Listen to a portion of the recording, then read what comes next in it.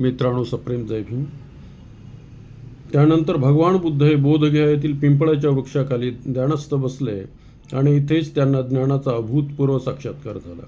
त्यामुळे ते बुद्ध म्हणून ओळखले जाऊ लागले. इथूनच त्यांनी बहुजन हिताय बहुजन सुखाय हा महामंत्र घेऊन जनकल्याणाचा मार्ग निवडला आणि ते जनतेच्या सुखासाठी, त्यांच्या हितासाठी त्यांनी संपूर्ण भारत भ्रमण केले. त्यांनी लोकांना 4 आर्य सत्य आणि अष्टांगिक मार्ग काय आहेत त्याचा उपदेश दिला. अशा प्रकारे त्यांच्या शिष्यांची संख्या दिवसेंदिवस वाढत गेली.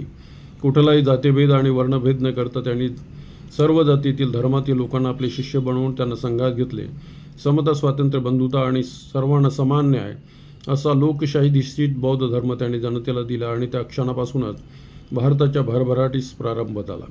जिकडे तिकडे समतेचे राज्य प्रस्थापित झाले. जातीभेद आणि वर्णभेदाला कंटाळून जनतेने बौद्ध धर्माचा अंगीकार केला.